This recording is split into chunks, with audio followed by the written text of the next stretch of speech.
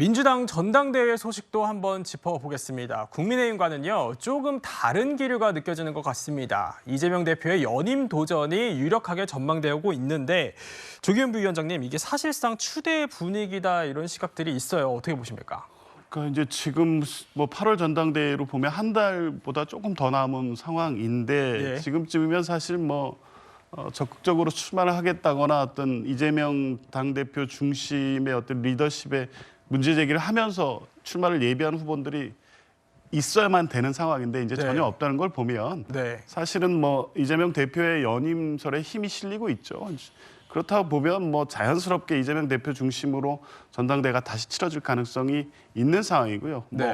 어느 시점에서 어떤 방식으로 이제 출마 일단 사퇴를 해야 될 것이고 지금 지도부를 그리고 출마 선언을 하게 될지 아직까지는 숙고하고 있는 것으로 알고 있습니다.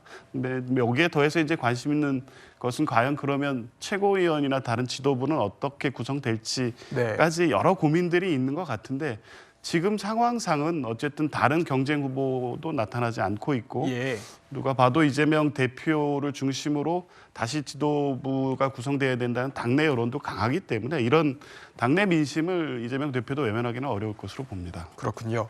이런 가운데요, 민주당 최고위 자리에서 나온 한 발언을 두고 후폭풍이 거셉니다. 들어보시죠. 더불어민주당의 아버지는 이재명 대표님이십니다. 집안의 큰 어른으로서 이재명 대표님께서는 총선 직후부터 영남민주당의 발전과 전진에 계속 관심을 가져주셨습니다.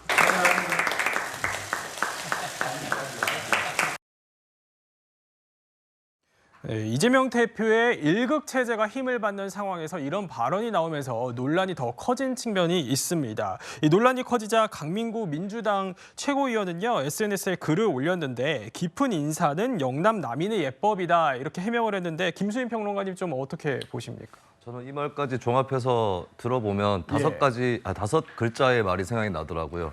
두사부일체. 두사부일체. 네, 두목과 영남 남인의 스승과 아버지는 같다. 인 것인가 굉장히 봉건적이고 조폭적인 이데올로기다라고 하는 그런 생각이 들었고 사실 강민구 최고위원이 대구에서 정치를 하시는 분입니다. 민주당으로.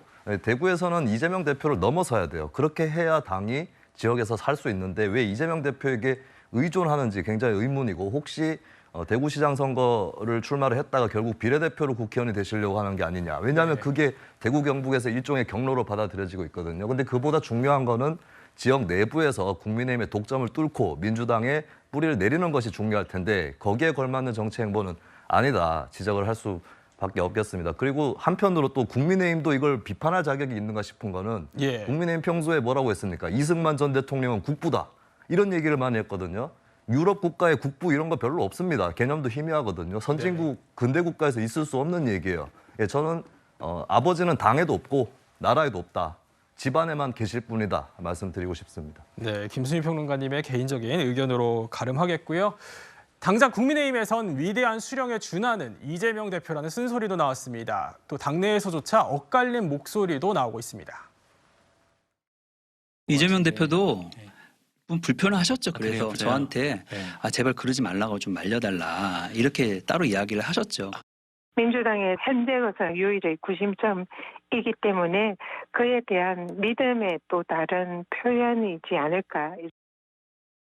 네, 전현희 의원은 믿음의 또 다른 표현일 거다 이러면서 옹호하는 듯한 뉘앙스지만 이종훈 평론가님, 민주당 내 반응도 그렇게 호의적이진 않은 것 같거든요. 네, 그렇습니다. 민주당 내에서도 이건 아니다라는 그런 목소리가 당연히 나와야만 하고요. 제가 보기엔 지금 전현희 의원의 이 표현이 두 가지가 다 지금 문제가 있는 게 민주주의는 정치학에서 민주주의 국가의 이 베이스가 바로 복수의 정당이거든요. 정당이 두 개 이상 있어야만 민주주의입니다. 그러면 정당 내에서도 유일한 구심점이라는 말이 있으면 안 됩니다. 여러 사람들이 중심이 돼서 서로 간의 의견을 나누면서 당권을 경쟁하는 것이 바로 정당 민주주의여야 되는데 유일한 구심점만 있다 그러면 그 정당 민주주의가 구현될 수 없지 않겠습니까? 그리고 종교를 제외한 그 어떠한 그 사회적 집단도 믿음이란 말이 있어서는 안 됩니다.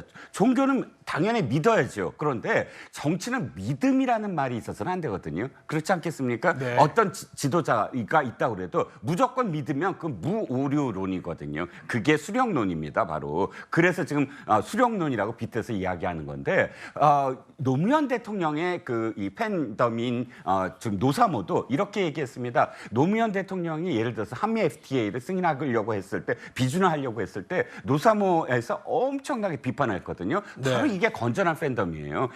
그 대통령을 또는 그 지도자를 좋아서 지지를 했지만 그러나 이 사람이 무조건 무오류한 게 아니라 내 생각과 다르면 내가 비판할 수 있다. 이런 게 건전한 그런 팬덤인데 지금 보면 그냥 믿어라. 유일한 지도자이기 때문에 이렇게 연결되면 그건 정치가 아니라 종교다. 이렇게 말씀드리고 싶습니다. 네, 알겠습니다.